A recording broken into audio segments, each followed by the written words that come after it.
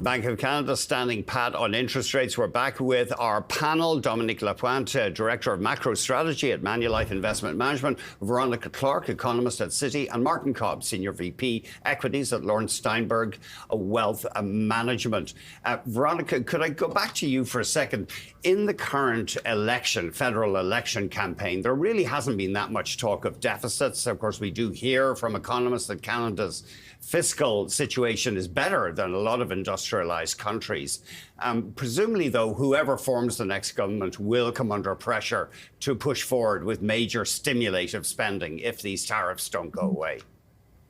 Yeah, absolutely. But I would agree that there is the fiscal room to do that. And that might be an important part of the response. Maybe it's one factor, preventing the BoC from being too dovish at this point. And we'll see what the details of that stimulus look like when we get it. Obviously, will depend on what the tariff situation itself is. But I would agree that there's the room to do that. Dominic, I always feel, though, that when they announce these big measures, such as during COVID, and of course COVID was an unprecedented emergency, but they announced this big spending, I feel, is it ever audited? Do we ever really hear whether the money was well spent? If they do go ahead, whoever forms the government with big subsidies, for example, to business or consumers?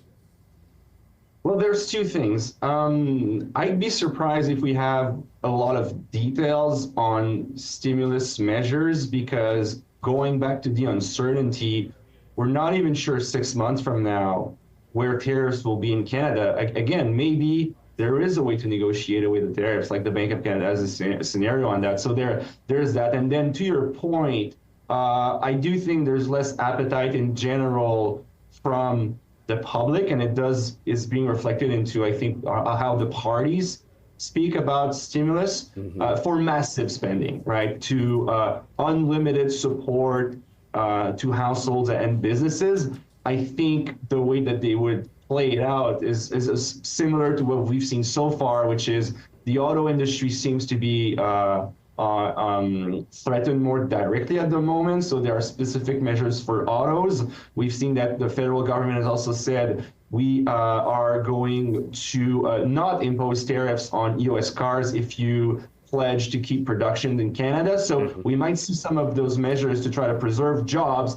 That doesn't necessarily involve more spending, but more a negotiating strategy with the United States.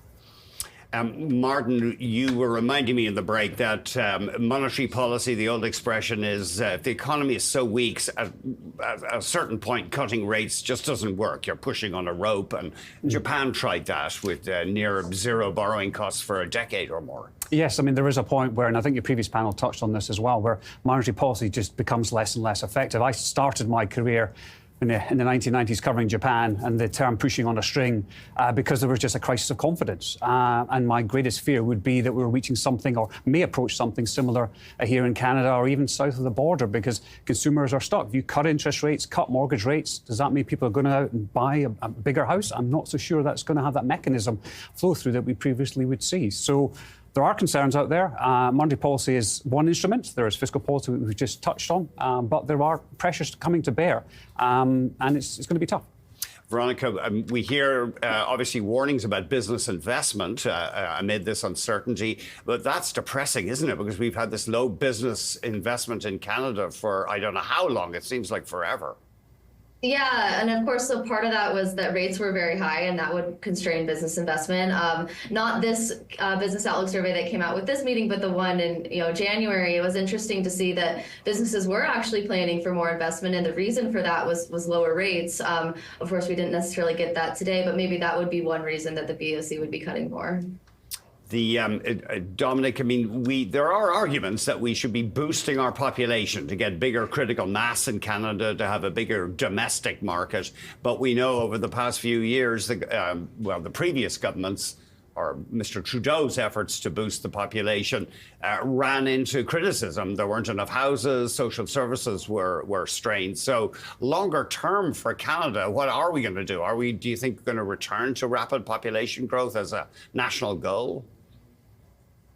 Well, I think as you said, it was tried, and the result was that we've had barely positive growth in 2023, was a little bit better in 2024, and productivity growth was negative. So I think you can actually grow the economy, I'd say almost artificially, by having unlimited immigration, and that would work to support demand. But in the end, would the average Canadian get more richer? Would they get better jobs? We have higher living standards because of that? Not really. So I think the emphasis, and we see it a little bit on the campaign trail, is supposed to be on productivity. It doesn't mean you reduce immigration to zero, like some of the forecasts would say. But I think the emphasis of economic policy should be on two things. One, be productivity. The other one is try to diversify your export sources. Yeah, it does amaze me, Martin, that both America and Canada, so dependent on natural resources. In the sense, we've got the land, we have a comparative advantage in that stuff. But is it time to start thinking about more high tech, more service exports? It's hard to do. I mean, the term Dutch disease was coined about what happened in the Netherlands in terms of being so dependent on natural gas at the time. The Dutch disease, yes, and it inflated their currency. Exactly, and so it priced out, and so we have what we are. We are blessed with natural resources. I love living in Canada. We have lots of water, lots of natural gas, lots of oil, lots of land.